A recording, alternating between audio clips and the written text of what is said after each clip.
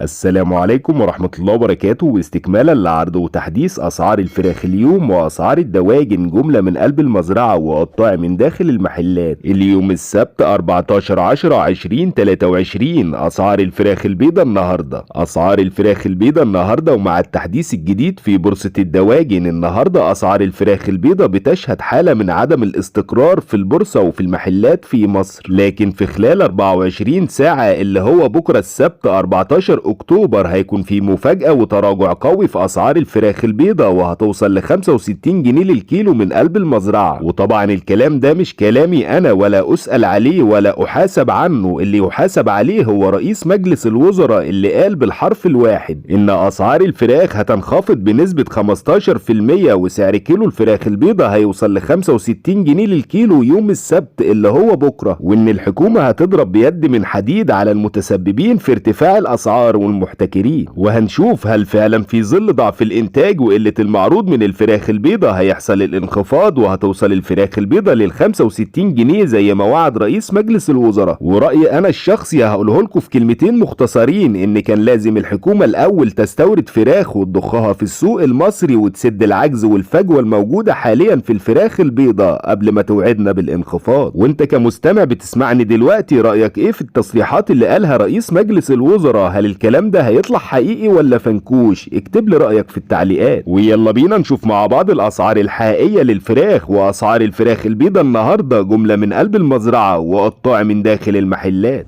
البط البلدي سجل سعر الكيلو الآن في المزرعة 100 جنيه. سجل سعر الكيلو البط الفرنساوي في المزرعة 65 جنيه. البط المسكوفي سجل سعر الكيلو الآن في المزرعة 90 جنيه. البط المولار أو البكيني سجل سعر الكيلو الآن في المزرعة 80 جنيه. الحمام البلدي سجل سعر الجوز في المزرعة 85 جنيه. سجل سعر جوز السمان في المزرعة 50 جنيه. الديك الرومي الأبيض سجل سعر الكيلو الآن في المزرعة 115 جنيه. الديك الرومي البلدي الأسمر سجل سعر الكيلو الآن في المزرعة 120 جنيه. لحم الأرنب سجل سعر الكيلو الآن في المزرعة 85 جنيه. الفراخ البلدي الحر بينخفض سعرها لتسجل السعر في المزرعة الآن 105 جنيه. والفراخ الرز ينخفض سعرها هي كمان النهاردة لتسجل السعر في المزرعة 91 جنيه. أمهات الأحمر البياض ثبات واستقرار على سعرها لتسجل السعر في المزرعة الآن 58 جنيه. الفراخ الساسو ثبات واستقرار على سعرها النهاردة لليوم الثاني على التوالي لتسجل السعر في المزرعة 99 جنيه وبتوصل للمستهلك في المحلات 109 جنيه للكيلو. امهات الفراخ البيضاء الهبرد الكبيرة ثبات واستقرار على الانخفاض اللي حصل لها لتسجل السعر في المزرعة 65 جنيه وبتوصل للمستهلك في المحلات 72 جنيه للكيلو. اسعار الفراخ البيضاء النهاردة ومع التحديث الجديد في بورصة الدواجن النهاردة اسعار الفراخ البيضاء بتشهد حالة من عدم الاستقرار والثبات في البورصة والمحلات لتسجل اسعار الفراخ البيضاء السعر المعلن 69 جنيه والتنفيذ جملة من قلب المزرعة 68 جنيه وبتوصل للمستهلك في المحلات 75 جنيه للكيلو وده كحد اقصى. وفي النهاية فضلا وليس امرا يا ريت تدعمونا بعمل لايك للفيديو واشتراك للقناة علشان يوصل لحضراتكم اسعار الدواجن يوميا جملة من قلب المزرعة وقطاع من داخل المحلات. وشكرا والسلام عليكم ورحمة الله وبركاته.